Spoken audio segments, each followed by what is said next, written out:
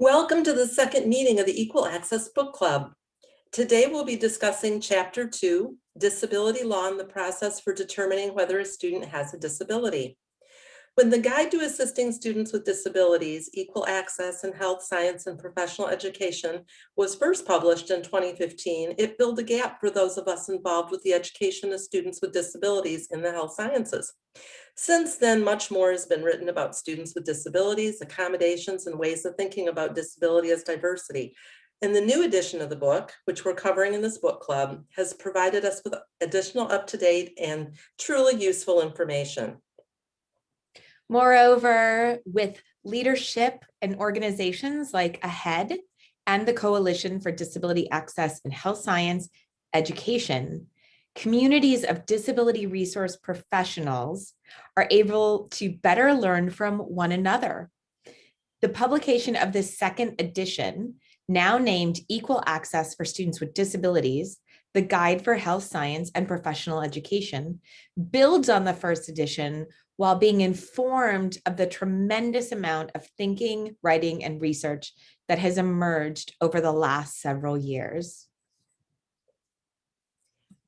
In this second of 11 monthly meetings covering the main chapters in the Equal Access book, we'll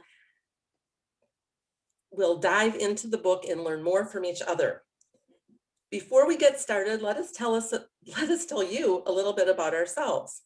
I'm Charlotte O'Connor, and I'm the Learning and Disability Specialist at the University of Michigan Medical School. I've worked in higher ed for close to 20 years as an instructor, an academic coach, learning specialist, and also a disability resource provider. I've worked closely with students in a variety of fields. In my experience, health sciences programs are absolutely the most challenging for students, and working with this population requires highly specialized knowledge. Despite my experience, I could not have survived the past 3 years in my position without the support of AHEAD, the Coalition of Disability Access and Health Science Education, and the peers, especially Lisa Meeks, that I've met in this field. It truly takes a village, and we're so happy that you share this sentiment and are attending this book club meeting. And Charlotte, I'm so glad to be part of your team at the University of Michigan. I am Lisa Meeks, and I am one of the editors of this new book. And I work in family medicine as an assistant research professor. The second edition of the book, Equal Access for Students with Disabilities, would not exist without the fantastic editors, Lisa Meeks, Neera Jain, and Elisa Laird. And there are many others who've contributed to this book, and we're grateful to all of the authors who are listed on this slide. And this Equal Access Book Club series would not exist without the support of key groups, including AHEAD, the Association on Higher Education and Disability, and their assistance with the Zoom platform. Everything has been, they're always invaluable partners. The Coalition, and designated interpreters. And of course, our publisher, Springer. We're grateful for everyone's support of this pandemic year to explore the second edition together. And I do want to mention that the speaker and presenter from the first book club, Dr. Joe Murray, is also on the call with us today, and he will be helping you navigate the hand raising and the engagement with the conversation. Okay, some guidelines for today's book club discussion. As moderators, our roles are to pose questions based on the second chapter of the book, Disability Law, and to facilitate a discussion among all of you. Please be civil and respectful and encourage participation and support for each other as we navigate the multiple perspectives of our audience so we can learn from one another and grow as a community. The best way to engage in the discussion on Zoom is by using the raise hand function. If you do that, you'll be called on and you can and you'll be unmuted so you can speak. If you do not want to raise your hand, another option is to pose a comment in the chat function. Questions to the moderators can be placed in the Q&A feature. So we really want to hear from you. We want you to participate. So whether that's participating through the Q&A or participating by raising your hand, We are simply the moderators. And one announcement that I want to make really clear is that I am not an attorney. Charlotte is not an attorney. We are not attorneys, and this is not legal advice. We are simply moderating the chapter. We're not even the authors on this chapter, but we're here today to moderate with you. One reason that we chose not to necessarily have the authors of the chapter serve as moderators was so that we could really engage in conversation. This is not intended to be a didactic presentation to you. It is truly intended to try to mimic a book club minus the, nighttime snacks and wine, but we really want you to engage. To encourage that engagement, we are actually going to do a drawing for the book. And the way that we're going to do this is every time somebody participates. So whether you raise your hand and say something aloud, or whether you type in the Q&A, we're going to jot down your name. At the end of this series, we're going to pull a name out of a hat and someone will win a free book. Okay, let's jump right in with question number 1. To better understand the history and evolution of societal perceptions of disability, describe the difference between the medical and social models of disability. All right, who wants to jump in here?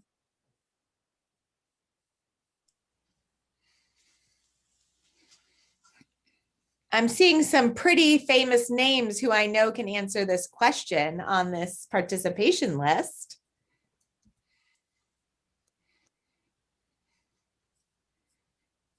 All right, Laura Bulk has raised her hand. Joe, can you? All right. Laura, you know I was talking to you. Can you hear me? Yes. All right, great to hear your voices. Okay, so if I have an hour, it's a different answer, but in the 60-second version, to better understand the history and evolution of societal perceptions of disability, describe the difference between the medical and social models. So in the medical model, which I sometimes refer to as an individual model as well, disability is really framed as a deficit and something in need of treatment, rehab, or cure, something that we would definitely consider a tragedy and that we would not want. And it is really something that resides within the individual. Whereas with the various social models of disability, disability is no longer framed as something that is just an individual experience. It is framed as something that resides within our society at various levels. And the challenges that we as disabled folks face are no longer because we have a deficit, but rather our society has some deficits and is not designed for the widest possible variation of human experience. Okay, maybe it was more than 60 seconds, but there we go. Laura, you are such a gem. Thank you so much for being the first person to participate today. And for those of you who do not know who Laura Bulk is, give her a little Google and Google Scholar and read some of her work. She is amazing. And I'm a huge Laura Bulk fan. So I'm just humbled to have you here with us today. The feeling is mutual.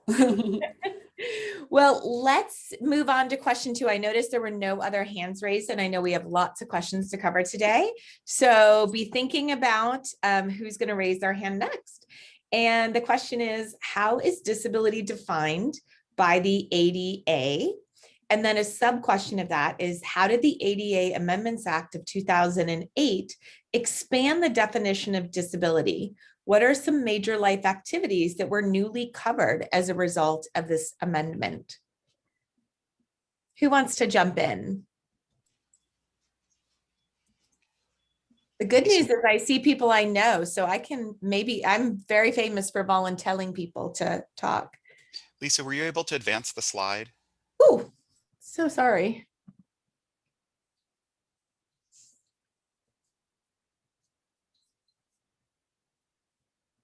Anybody want to jump in? Any comments in the Q&A, Joe? Nothing that I can see right now.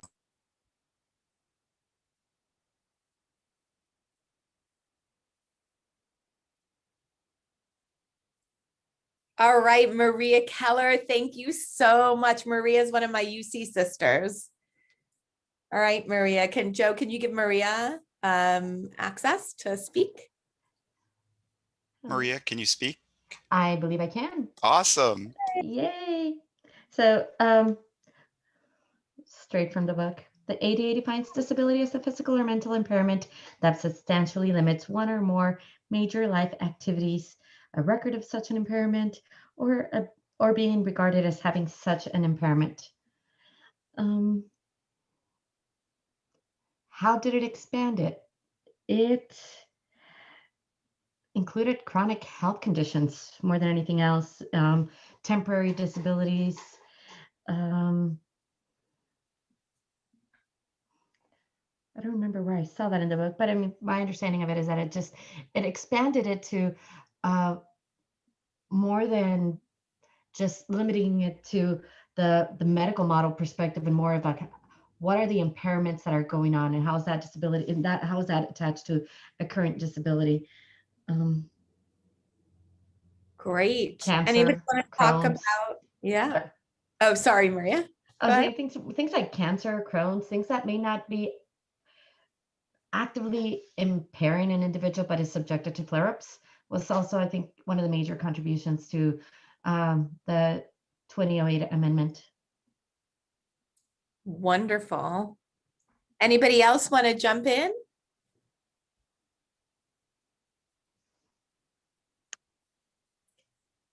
A record of, regarded as, those kind of things. And this is Charlotte, and I was always kind of thrown by that, a person who is perceived by others. And so I'm wondering if anyone would like to go into that for people like myself who were confused at one time.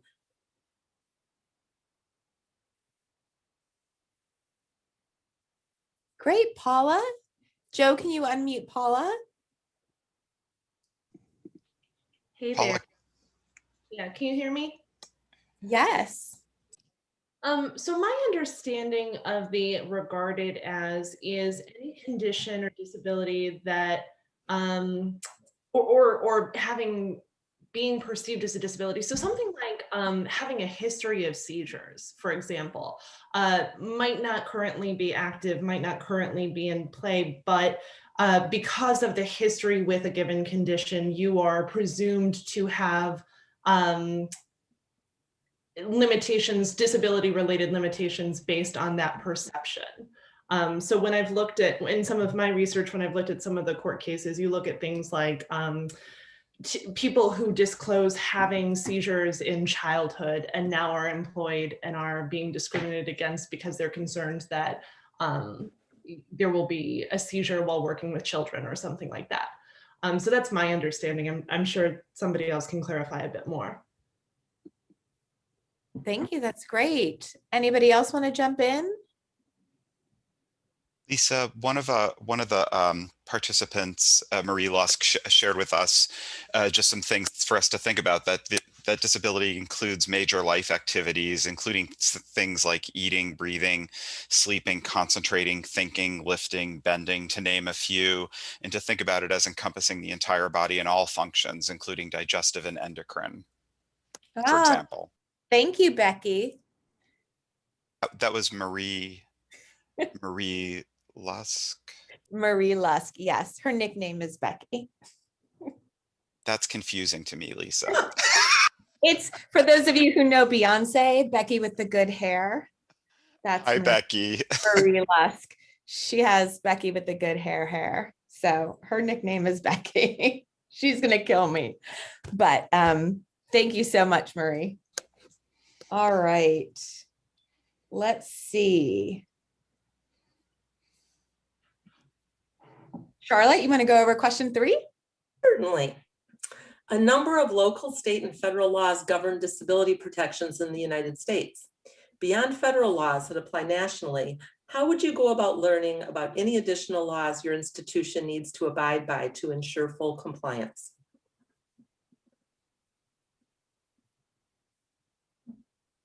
Great, Brian. Hey, Brian. Joe, can you let Brian? Brian, can you talk? Can you hear me now? Yes, hear you. sir. So when I moved to Nevada, I met with our general counsel and we reviewed the state regulations. It's called the NRS in our state, to understand the state level protections for disability. The most important one for us is that service animals in training have the same rights as service animals under the state law, even though they don't under the federal definition. That's a great example. It's a great example. How is everyone finding out about their state laws? I know that there are some differences as well in California.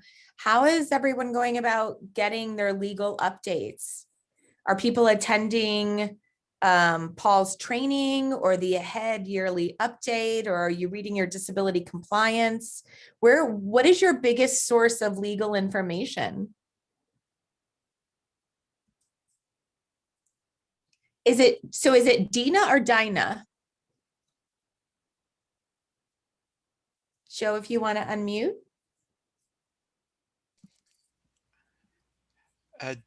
Hello. Dina, Hello, able to speak? it's Dina. Dina, hi Dina. Hi, I work with Brian. Oh, great. And thank you, Brian, for your, thank you so much for raising your hand. A couple of ways that we stay informed is through AHEAD, but also through the local chapter of Nevada AHEAD. And we have OCR presentations at least annually, sometimes twice a year, to help us with staying abreast of what's going on in disability law. That's an excellent idea. Do they charge you to come out and do that presentation? They do not. Ah, does everybody hear that? I was just on the phone earlier today in a mentoring meeting. AHEAD has these amazing mentor groups. And one of the things that the co-facilitator was saying is that when he gets into a complex case, he actually picks up the phone and calls his local OCR office. And people are always so afraid of OCR. And I have never been. I see them as partners in helping us do the right thing. So it's really great to hear that. I've never had them come out and do training, but it's great to hear that they're doing that as well. Mm-hmm. They do, and it's very helpful. As a matter of fact, in terms of contacting OCR, I was talking with a colleague at a different university here in Nevada just this morning, and she and I decided that the question required at least an email to the OCR representative we usually have out. I think that is, everybody got their bang for buck with your comment today. That is like, that's going to be the winner chicken dinner of this book club, because what I envision, even though we all can't see each other, is that right now everybody's making a note to themselves to contact OCR and see if they can come and do a training. And what I would encourage you to do, if you're in a geographic region where there are other schools in close proximity, is to see if you can partner with your geographically, at least near peers, and have OCR come out and give a presentation to everyone. It's a great way to meet people that are in the quote unquote in the biz in your area, but it's also a wonderful way to, have OCR get some bang for buck for their time. And the not charging, I mean, we're all under budget constraints. So this is a perfect professional development opportunity. Thank you so much for contributing that. I appreciate it. You're welcome. Lisa, there's lots of comments that were directed to panelists in here. And I think maybe one limitation in the Zoom is that people can only direct to us and not to each other in the chat. There's about 7 of them. And I just want to read a few of them just because I won't cite everybody's names, but just so other people might benefit from some of these. Some mentioned just staying in close contact with AHEAD. Some mentioned staying in close contact with Lisa Meeks, specific trainings and disability compliance. Nellie, Nelli, AHEAD, DOJ updates, EEO updates, Salome Hayward webinars. Salome Hayward. Salome. Yeah. Mm-hmm. You could tell I'm an opera fan because that's Salome to me. Let's see, there's a few others. Updates by Paul Grossman, Hayward Legal and other disability law legal updates. Brian Hilbert shared a free ADA advice line. I'll share that number with people. It's 1-800-514-0301. I'll say it again, a free ADA advice line, 1-800-514-0301. If people do have things that you think you'd like to share with the group rather than us read them to the group, you may be able to post to everyone, to panelists and attendees, and that would be great. If you'd rather just still direct them to us, we can try to read them as we see them. Okay, I have to make a comment because you guys know how much I love the disability professional community and the AHEAD community and coalition community. And this is just evidence of, this book club is this idea of kind of crowdsourcing knowledge, right? And making it free and accessible to everybody. But I sit here and I look at all of these posts and I think, Brian Hilbert, for example, first of all, Nevada for the win. And I had no idea there was a free ADA advice line. I wrote this book, I had no idea. I wish I would have known about that resource to put it in. But these are things that are going to help me do my job better. And then Tanya, the minute, Joe offers that people are having difficulty saying things to just the panelists versus attendees, Tanya pipes in and says, hey, this is how you do it. Everybody is it's just such a great community. And it is such a great community that kind of wraps their arms around one another and supports each other with resources. And that's always clear in all of my exchanges with people in the disability resource community. But I think it's funny that it's even evidenced and kind of coming through when we're doing this virtual book club. So kudos to all of you. You're amazing. And it's late on a Friday and everybody is still here and committed to sharing this information. So I appreciate all of you. So I will go to question 4. And that is, institutions are responsible for making internal complaint grievance procedures easily available and accessible to students. What should be included in this procedure and when might it be used by a student with a disability? So I know we've got a lot of attendees and a lot of people who still have room to contribute. Remember, you can contribute if you're not a big talker, you can type it into the chat. Or into the Q&A. I don't know which one we're supposed to be using. I'm doing a running list of names, by the way, for the book. So I'm getting everybody. And if I could go, Oprah on you and give everybody a book, I would. I will tell you, little known secret, that if you're at a large institution that has a pretty robust subscription to Springer, you can get the book for free through your library services.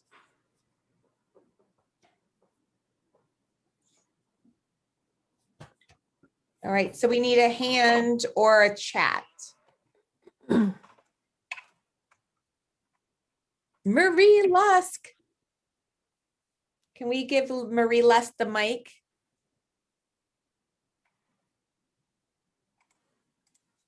Sorry, I have to find her. I don't see her hand raised. Let's see. Just look for the good hair. So Richard, if you can help and find Marie Lusk as well. Oh, there she is. Got it. Bill Pine did Hey, Marie. something in the chat, and he said there must be a contact listed and there must be timelines. Thank you so much, Will. Marie, are you able to speak now? I think I unmuted you.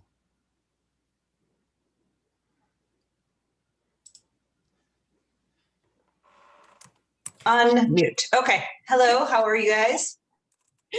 Great. How are you doing in the shiny city of Chicago? Oh, well, we're doing well over here. So it's cold and sunny, but we'll take it. So what should be included in this procedure for grievance policies within ours, because it was so eloquently written and reviewed by some amazing people that are on this call. The procedure and the correct offices identifying, to the student, should they get denied an accommodation, what do they do next? Who do they speak to? What documentation would be required? Clearly, it needs to be posted for prospective students, for current students, faculty, for everyone to see. So it should be listed on the website for all to view. And it should also be an actual policy that the institution has, that it goes through that committee to be vetted as an actual policy, not just something that is just, oh, here's a document from my office versus, no, this is an institutional grievance policy from our institution. To just guide the students, so if they are denied, they know what to do to move the process along should they want to challenge that decision. Awesome, thank you. And it should be and it should be issued to every student with their original accommodation letter. So they have that. Yes, we recommend putting it in the actual letter so that it's in every letter, so every student knows about the process regardless. And Joe is sending out some comments. There have been great comments. Again, Nevada for the win. It must be in an accessible format. And sometimes I think we don't think about these things, right? We throw a PDF up on the website, but we don't think about whether or not it's accessible. So thank you. All right, moving on, Charlotte. Hey.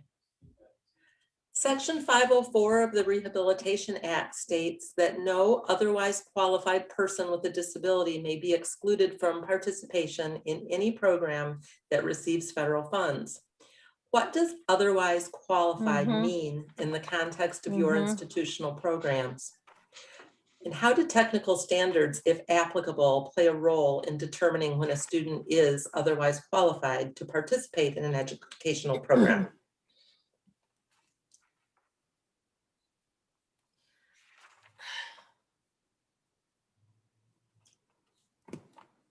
All right, this otherwise qualified it's a tough one. Who's going to tackle it? Brian, all right. And if somebody else wants to talk, please take it. But in a nutshell, a person with or without accommodation would have to be able to perform the essential functions of the program. So for example, if the goal is to learn to be a truck driver, you have to qualify for the state license and you have to be able to do the functions of the training. Now, the important thing is they can proceed in the program up until the point that they would hit that area that they could not do without accommodation. So we might have discussions with somebody. For example, this comes up with state licensure a lot, right? If you look at your state licensure for being a nurse, it may say things such as must be able to hear a patient's heartbeat. So we would have that discussion with the students so they would be aware of potential concerns, but we would continue to support and accommodate up until the point that they would hit whatever legitimate barrier was in their place, even if it was outside of our program. I've always said it's much better for them to sue the state than to sue UNLV. Thank you, Brian. Anybody else? Lisa, can you put the slide back on question 5? Oh, It looked like it may have. no, thank you. Yep. I think my big fat pinky hit it. Appreciate you.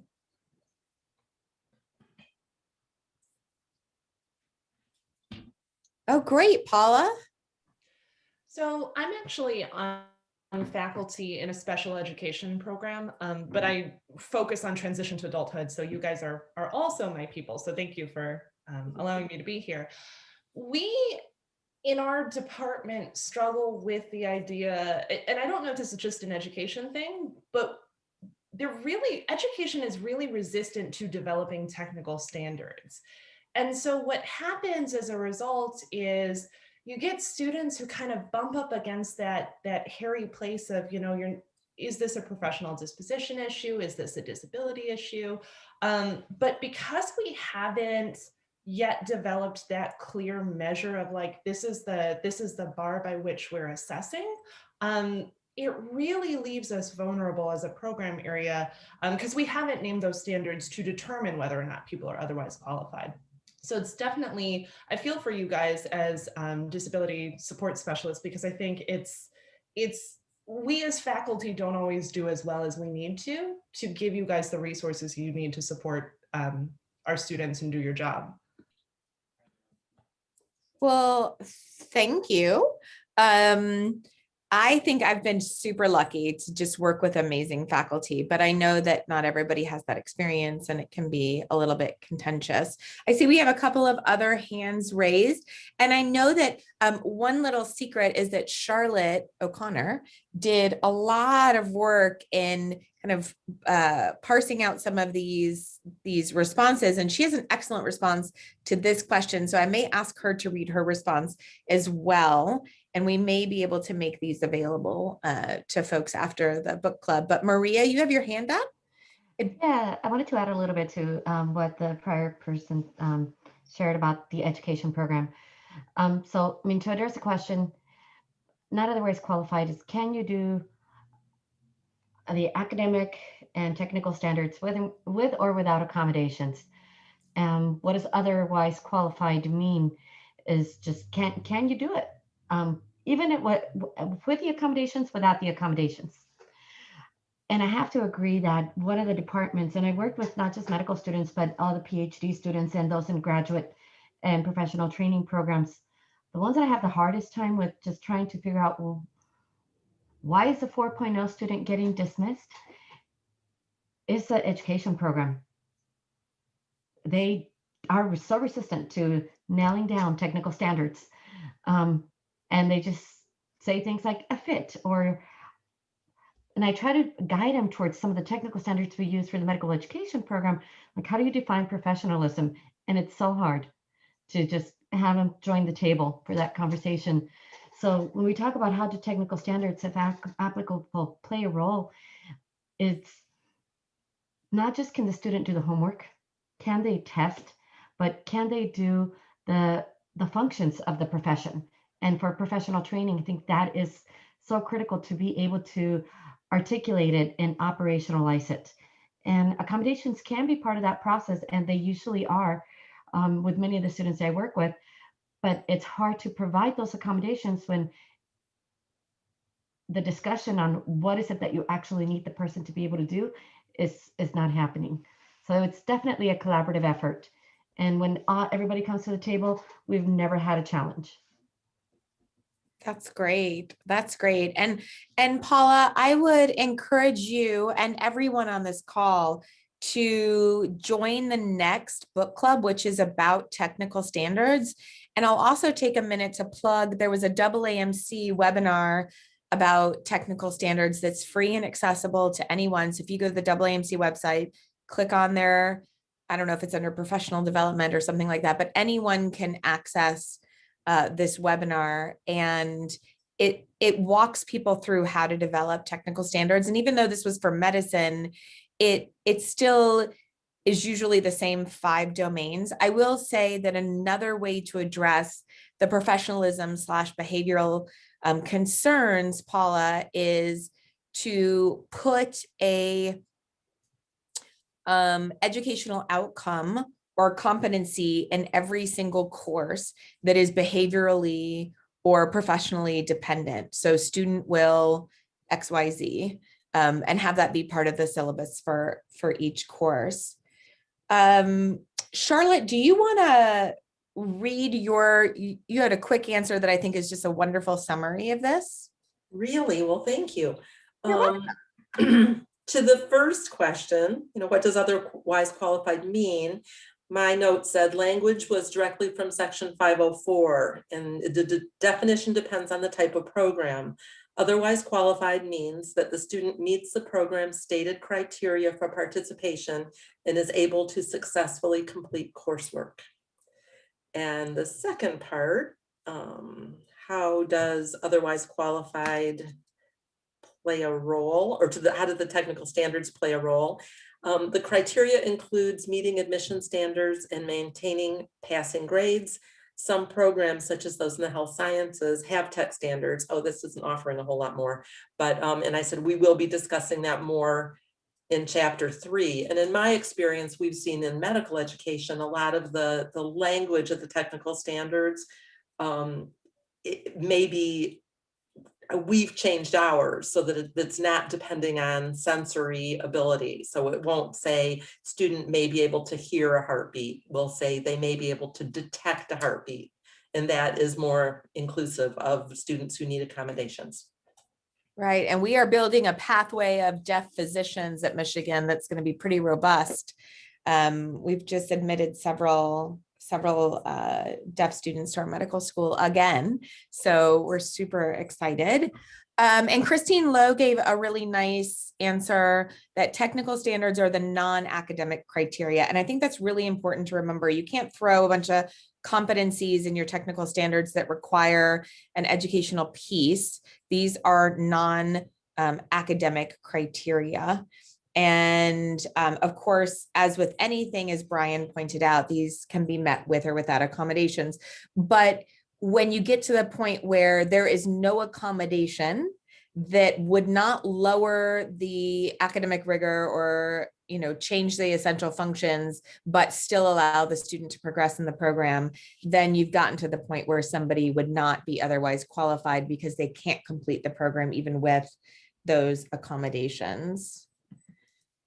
So moving on to question 6, feel free to raise your hand if you have comments, questions. I see a ton of people now. What it's doing in the participants is it is taking all of those people who have spoken or chatted to the top. And so I'm going down the list and I'm seeing a ton of names. And I really encourage you, you don't have to know me to speak up. I really encourage you to if you're comfortable to participate. And I actually am going to point out one person just because the name is so cool. It's Kelly. And I don't know Kelly, but I just saw this in here and I just thought it was the coolest name. So I'm curious to know if that is an acquired last name through a partnership or if that is someone whose parents actually named them Kelly. All right, question 6. Why is it critical to establish and consistently follow a standard procedure for application and determination of accommodations? And then as part of this, what is your school's standard procedure and how is the procedure communicated to students and to faculty to ensure that everybody is aware of the process? And just in case you all were wondering, Kelly is a married acquired last name and she loves it. So good for you, Kelly. So anybody want to raise their hand?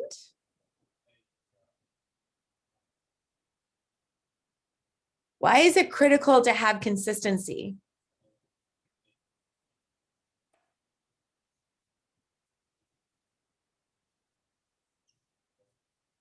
When we lack consistency, what can happen?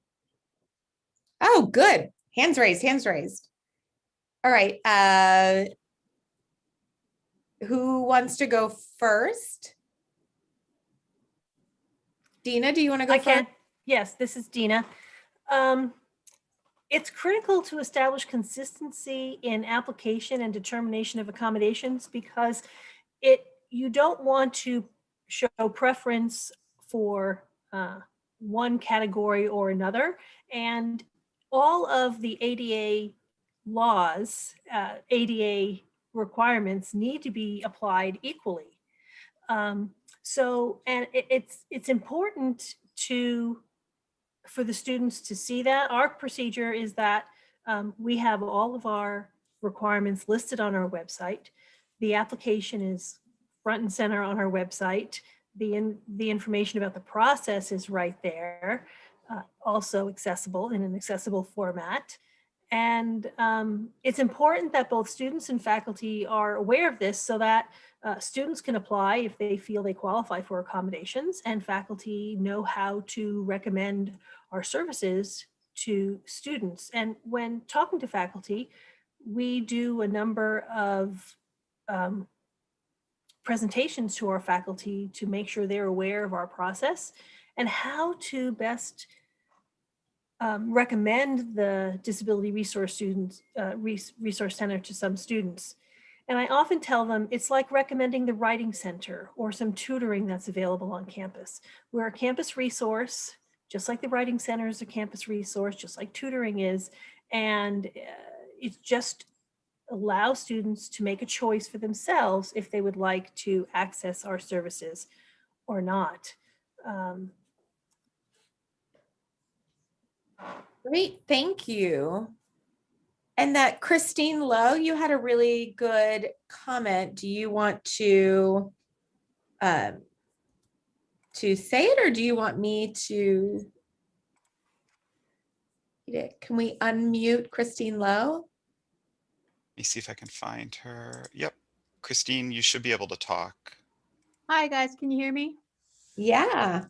So our process is published on our website and it's also in our student handbooks. And then I go to all the program orientations at the beginning of each year. So it's there. It's also in our faculty and staff trainings. And we also got it embedded. Not the process, actually, it's not the process. The availability of DS is also on all the both schools syllabi for every course, if that makes sense. Great. And so one of the things that I want to bring up about kind of standardizing the process and making it transparent, more to the making it transparent part, is students are afraid.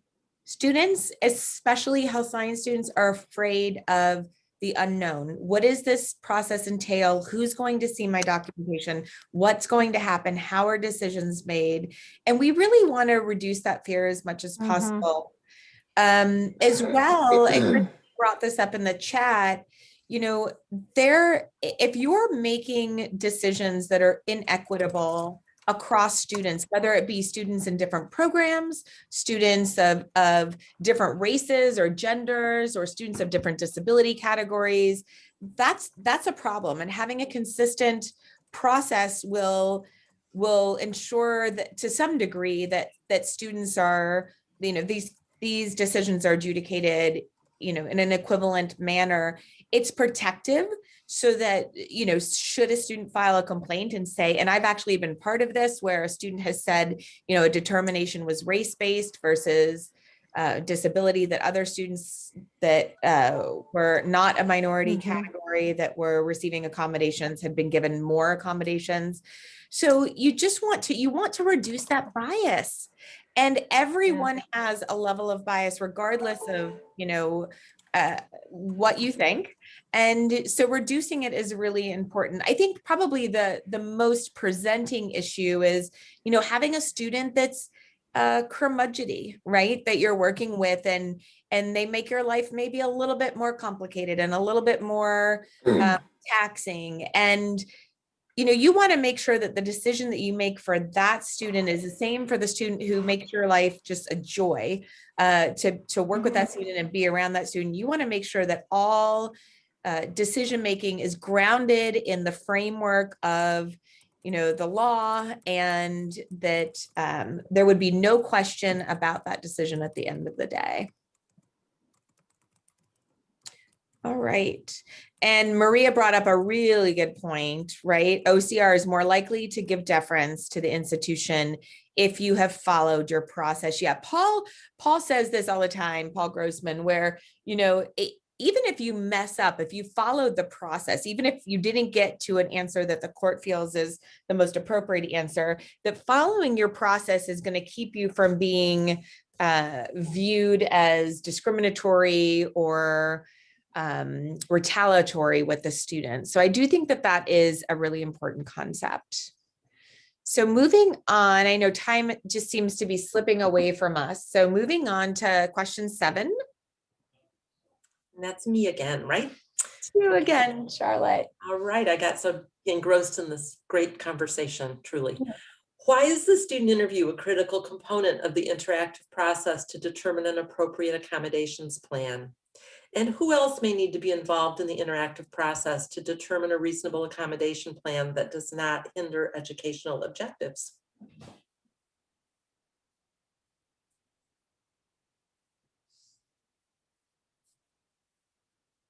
All right. Anybody want to jump in?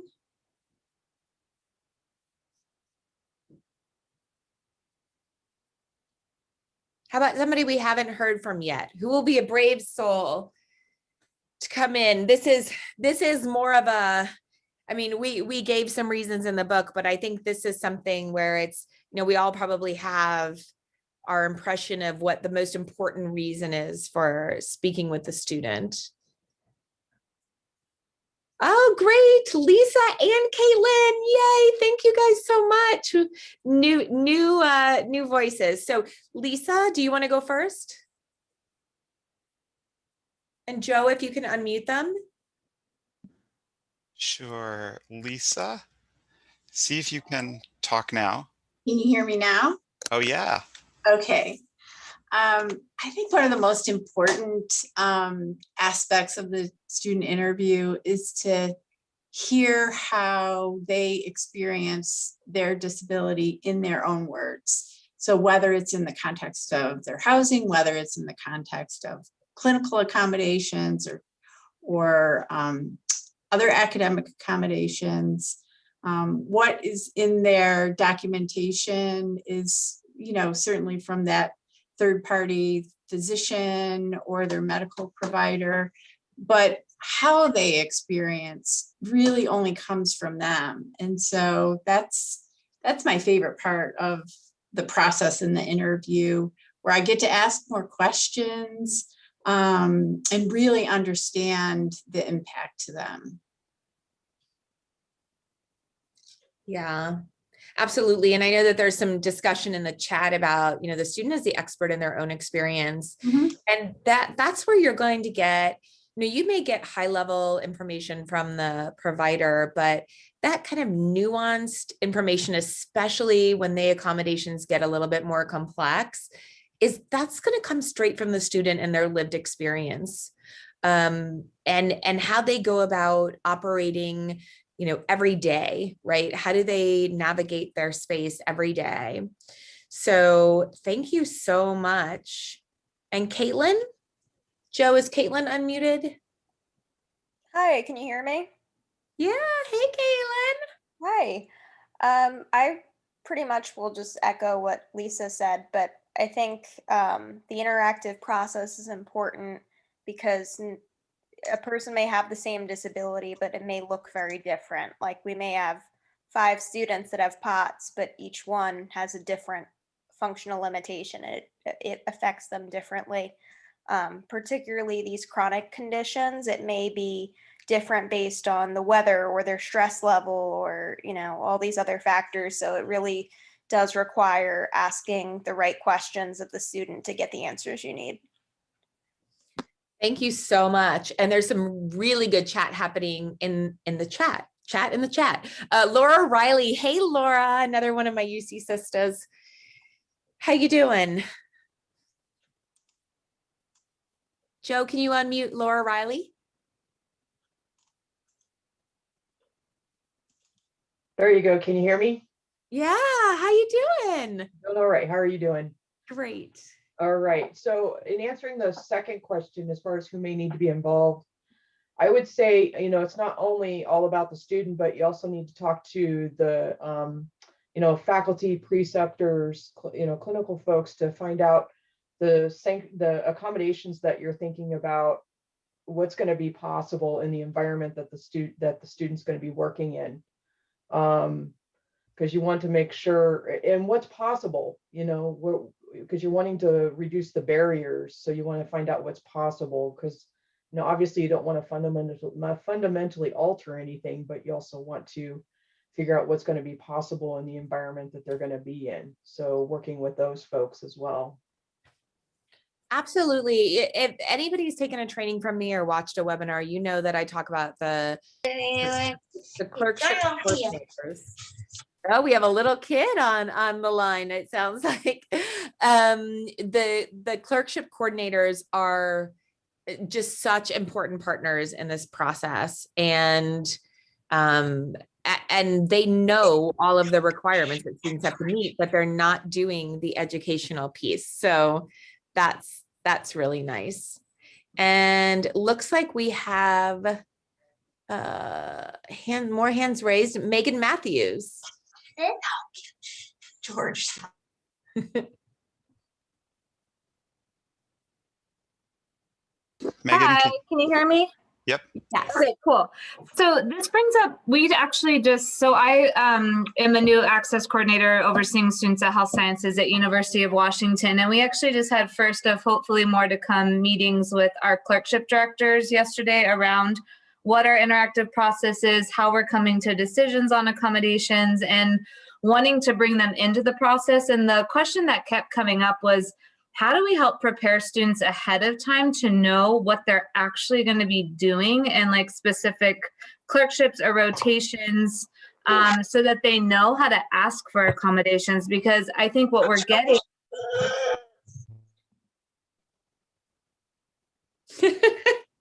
I think maybe George muted his mom.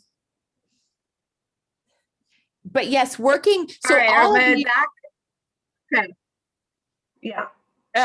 So yeah, that's a good point. And I think, one of the things that I really encourage DS providers to do, and this is a little bit off topic, but I think it's noteworthy, is to go to those course coordinators or course directors of whatever health science program you're in and ask them for their checklist. Ask them for what students are going to be asked to do. So whether that's a procedural skills checklist or a checklist of competencies that include, the cognitive competencies or the procedural competencies, things that they have to perform, things that they have to observe, and just get some clarity around the requirements for those, so that when you're engaging with those health science students, you do know that, and you don't have to constantly go back and forth. You're able to, feel really good about saying, these are the things that have to be done. And then you're in an accommodations based frame of mind versus a kind of reaction and going to the program for every question. You can then go to the program kind of in an informed manner where you're saying, okay, these are the procedural competencies that are required for, let's just say, OBGYN. I'm trying not to pick on surgery. Surgery always gets the bad rap, but OBGYN, and this student has a functional limitation that impairs, maybe it's fine motor skills, and here's what we've thought about would be a great accommodation for this specific procedural skill. And then you're arriving at a different level of conversation right off the bat. It's not, hey, what do you think, versus, because these people are not experts in disability, and they also may not be as creative or thinking outside of the box. I actually think the most creative things come from working together, but I definitely encourage you to get those checklists, and recognizing that we only have 5 minutes left and we have one question left. Define a temporary disability and define a short-term basis. What I'm going to do, since we have 5 minutes left, and I think everybody's pretty well educated in this area, I will leave this question to just sit here, unfortunately unanswered, but I'll try to get Charlotte to share her lovely notes. And I just want to go over a few things with you before the next book club. The next one is on technical standards. That is a brand new chapter in our book. Brand new, wasn't in the last one, written by Elisa Laird. And she's going to offer some great advice, she and John McGaugh. And I think everyone should be signing up. On the website, we allowed you to sign up for individual chapters, thinking that people might be more interested in one chapter over another. And I really apologize for the additional labor that it involves, and, signing up individually for each session. But I hope you'll understand the background for that. And so, Charlotte, why don't you bring us home? All right. Well, we have covered a ton of ground, and I can't believe how much I learned. So thank you for all the participants. And this was great. Thanks for joining us and participating. And just as a reminder, there's a meeting every month through November 2021 covering the remaining chapters of the book. On this slide, you can see the bit.ly address of the book club. And from here, you can register for all the future meetings. You can also see the facilitators of each chapter and the questions if you want to get a little head start. And Lisa, do you want to talk about the book? Sure. So as you probably are already aware, we do not make any money on the book. So none of the authors were compensated for the book.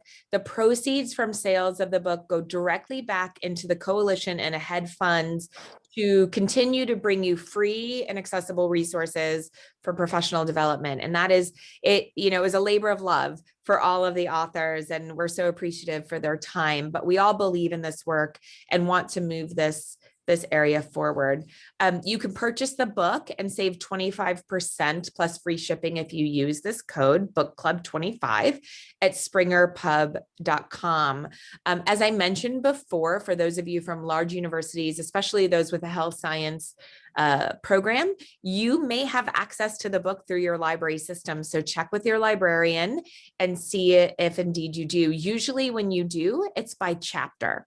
So if you want to just go into your library system and put in the title of one of the chapters or put in one of the authors, you could see very quickly if you have access to that.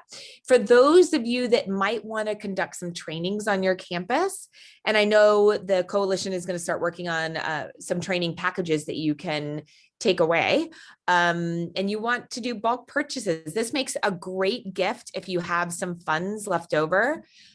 Which is kind of a joke, right? Nobody has funds left over. But if you happen to have funds left over some year and you want to purchase 10 or more copies and give them to your programs, this is really helpful to get them on board. For some reason, health science faculty, when something's published, it has a lot more punch. I believe the discount for 10 plus copies is 40% and free shipping. So pretty sizable. And I think we have 1 minute for questions, which is absolutely ridiculous. But if there are any burning questions that anyone wants to ask before we bid you a wonderful weekend, any hands raised? Well, thank you all for attending. It's so nice to see so many names of people that I've met in different areas, old friends, and all of you that I don't know, you are new friends. It's lovely to meet you. You will unfortunately be subjected to my voice again. I think I'm doing 3 of the 11 webinars, but we really appreciate your participation and encourage you to share this information with anybody. And thanks for showing up and thanks for participating. We're glad you're out there, and thank you for the wonderful work that you do. Lisa, before we go, when will you be drawing for the free book and how will we find out? Yes, that will be at the last the last month. So I think that's October. Okay. So it'll be in the last month. Yeah. Perfect. I would have Thank loved you. to have done 1 per session, but so yeah, it'll be at the last one. Okay, thank you. You're welcome.